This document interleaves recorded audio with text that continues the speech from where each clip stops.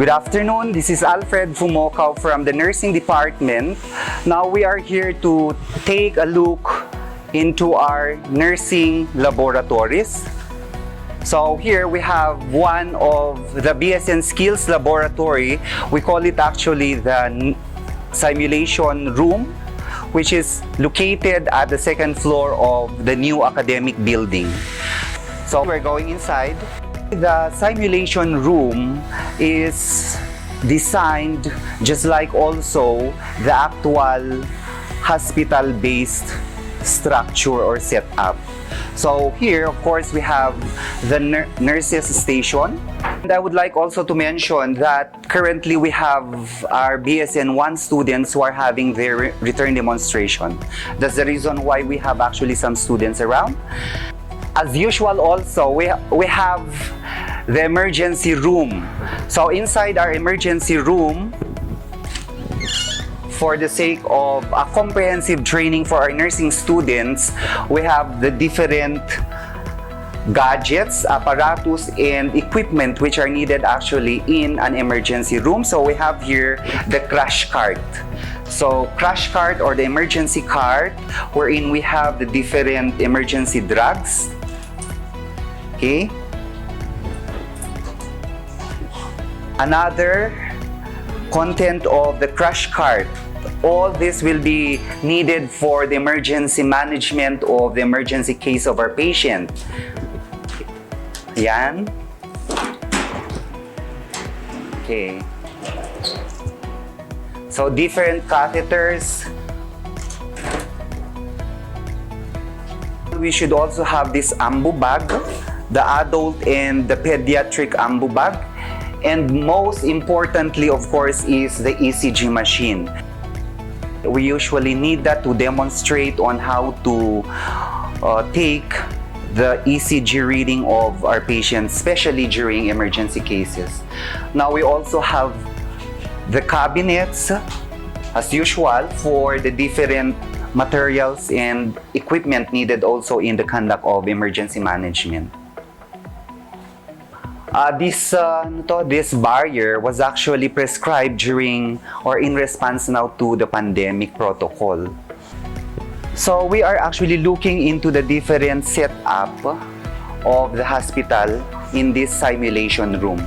So along with the nurses station, the ER, we also have here the ICU. When we say ICU, the proximity of the ICU and the nurses station should also be considered. So this is an example of a simulated ICU. So as usual, we have the patient. Okay.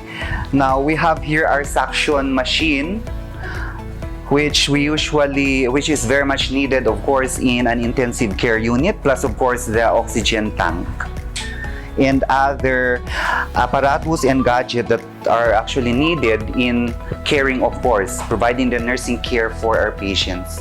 Now we have here, as needed in the ICU, we also have here the cabinet wherein yung mga gamit should also be available or on hand at any time it is actually needed. Okay. So going further, as usual, so if there is an ICU, there should also be a regular medical ward. So this is actually another ward. This is a medical ward.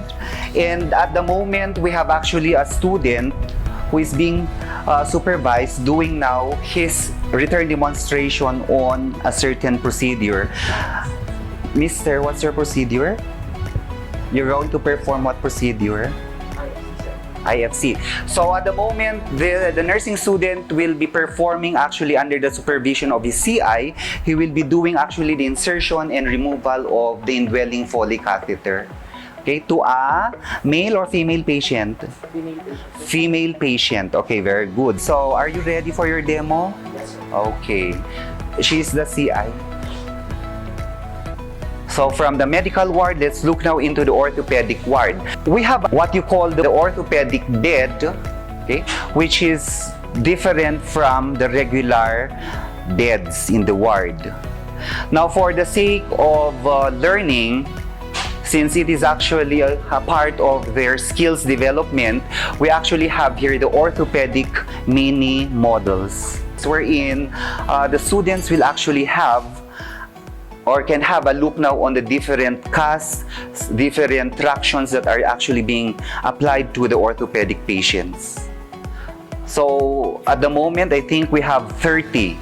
Okay, so this is also another ward, surgical ward. So we have two special areas. So this is actually the OR or the operating room.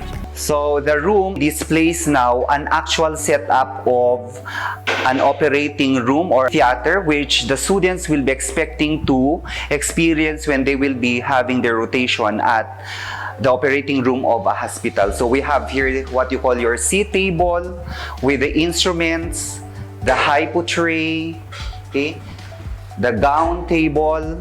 Over here you have the OR table or the operating table. So we also conduct the return demonstration of our students for the OR skills. Okay, another special feature of the operating room is of course the washroom. Okay, so this is also the area wherein our students will be performing actually their surgical scrub, which is very much also related now into their OR room skills. Okay, so we have one. Then adjacent to the OR, as usual, just like also in most hospitals wherein our students are having their affiliation, we have the delivery room. Okay, so the school is actually very proud to have one of a middle fidelity mannequin in the name of Noelle. The mannequin is a pregnant mannequin, and when it is actually being operated during didactics and return demonstration, this would actually show the different cardinal movements of the fetus inside the womb of the mother. Okay, until it will actually come out. So inside, okay, just for a look, we have here the fetus, okay, which is expected now to be getting out during the return demonstration or didactics. Okay? So as to further enhance the learning process in the DR, we also have here now the different apparatuses and gadgets that will actually allow the students to do the expected activities they are expected to do when they will be having their clinical duty at the delivery room. Okay, so that's Noelle. Now, of course, sa OB, we also have the crib because it is expected that during our after delivery, then the newborn will now be taken care of. So this is actually one of the prescribed feature inside a DR, the crib, and of course, the hand washing area. Now, going further on the other side of the simulation room, let's move. We also have the exit or the back door. So they actually reconstructed it in such a way that a back door is actually present. Okay, so this is actually the opposite. We have the main doors there, and we have the back door here. Okay, so another group of students conducting their RD. So what's the procedure? Explain the procedure. So the student will be performing actually perineal care. Okay? So that is usually conducted sa regular ward. Now we have here the CSR or the Central Supply Room. So the CSR is expected to, of course, from the word Central Supply Room, it has all the sets and the necessary apparatus, equipment, or gadgets that the students will be needing for their return demonstrations. So that is actually the pedia ward to complete further the different wards of a simulation area. And the last area in the simulation room is the outpatient department. We also have a student here conducting an RD. perineal or insertion of an IFC to the patient. Then as expected in a simulation room or in a hospital, usually the OPD will be towards the exit. So we are about to exit.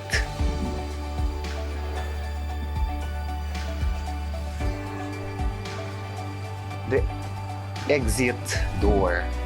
So we're going up to the third floor for the other nursing skills lab, laboratory room. We call it the nursing arts room. So just like the simulation room, it is actually two doors. We have the entrance and the exit. The dimension is 86 square meters. With the size, it can actually accommodate 56 students or persons at one time. Nursing arts room, we use it for didactics since it was also designed in a way that it is an amphitheater. We also have the level 4 who are having their nursing appraisal. At the moment, I think they're having their quiz. And one important thing about this is, of course, in compliance also with the need of a virtual laboratory wherein the college or the school is actually doing now a final processing of the requirement. So later, a part of this nursing arts room will actually be reconstructed or renovated to house the virtual laboratory in preparation for the arrival of the mannequin Apollo. In CAR, I think it's SLU and BSU who has these virtual laboratories, and we're very happy and proud that our college is also attempting to be the third nursing school who will be having the virtual laboratory. So these are our graduating class and they're very happy to be having their last. So it is actually well lighted as expected. Okay, so we're done with the laboratories. Let's try to have a look at some of the classrooms. Now we have here actually the office of the Dean of the Nursing Department. Then we also have the Anatomy and Physiology Laboratory. So as to comply again with the two doors, we have the entrance and the exit doors. Anatomy and the Physiology Laboratory. Now next we also have the nursing faculty rooms or offices.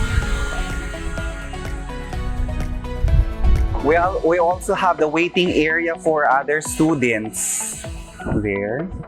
Okay. Yeah, this is another faculty office for the nursing faculty. Then we have here the two rooms which are being used. Actually, our rooms, okay, so we have actually stated there that each room should actually, the maximum occupancy per room is actually 16. So 15 students plus one instructor or clinical instructor. So it actually complies with the prescribed dimension of, I think that is 8 meters by 7 meters by 56 square meters. And it's enough to accommodate yun na nga, a maximum of 40, but at the moment, in view of this pandemic, we only have 16 students. So we have actually shown you the nursing skills lab of the program, the Bachelor of Science in Nursing, and we're very confident to inform you that we have duly complied on the prescription or on the prescribed designs, okay, as to the construction and to the content of the nursing laboratories, in the hope that it will actually enhance the learning needs of our students. Thank you very much.